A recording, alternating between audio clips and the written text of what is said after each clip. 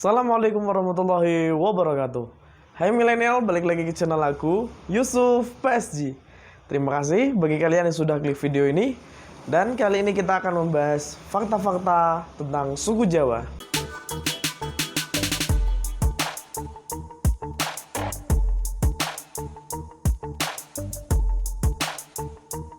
Apa sih itu suku Jawa? Salah satu suku di Indonesia yang memiliki banyak keberagaman, guys. Jadi kita nanti akan membahas satu persatu apa saja yang menjadi fakta-fakta menarik tentang suku Jawa. Yang pertama, orang Jawa itu memiliki aturan dalam bentuk mitos yang banyak, guys.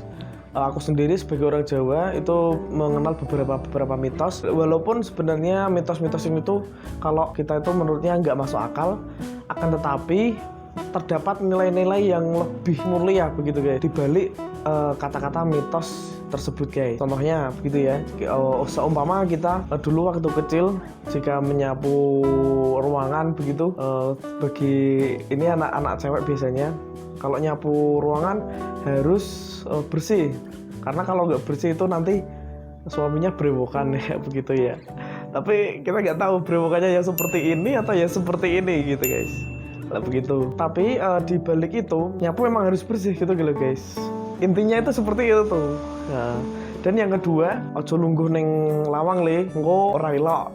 Misalkan ora elok itu tidak baik. Nah, yang terkandung dalam mitos itu, pintu kan seharusnya bukan untuk duduk, tapi karena kalau duduk di situ bisa menghalang-halangi orang, dan memang pintu itu untuk akses keluar masuk kan begitu. Mitos yang selanjutnya itu ketika menduduki sebuah bantal begitu, guys. Orang dulu otomatis akan mengingatkan untuk tidak menduduki bantal, karena bantal itu nanti akan membuat pantat kita menjadi bisulan begitu, guys, atau udunen. Dan nilai yang terkandung dalam mitos kali itu, bantal itu kan emang tempatnya di kepala, bukan di pantat begitu, guys. Jadi itu hal-hal yang sederhana dalam mitos untuk orang Jawa itu begitu, guys. Jadi kalian pernah mengalami nggak ini? Kalau pernah mengalami, tulis di kolom komentar ya. Yang kedua adalah orang Jawa itu kalau di pangku mati, guys. Orang di pangku mati ini sebenarnya filosofinya pada aksara Jawa ya. Aksara Jawa itu ada aksara Jawa atau huruf Jawa. Terus yang kedua ada sandangan dan yang ketiga adalah pasangan, ada pasangan begitu ya. Dan contohnya aku beri saja huruf Jawa.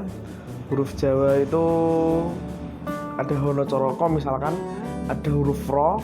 Jika di pangku itu seperti ini, Jika Ro di pangku itu nanti huruf vokalnya akan hilang menjadi R saja begitu. Filosofinya seperti itu. Tetapi dalam maknanya orang Jawa itu akan mati apabila dipangku. Misalkan gini, umpama kita dekat dengan orang, misalkan kita sering berkumpul dengan orang itu, kita sering memberikan hadiah, misalkan sering memberikan saran, kritik dan saran untuk membangun mereka, itu akan melakukan kedekatan hati kita dengan orang itu begitu, guys. Jadi ketika kita perlu bantuan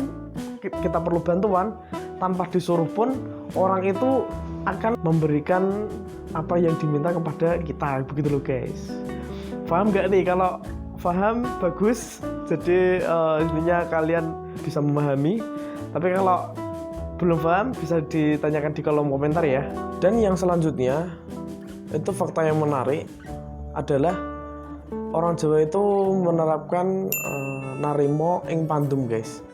Narimo ing pandum itu artinya menerima apa yang diberikan Tuhan atau Gusti kepada umat manusia begitu, guys.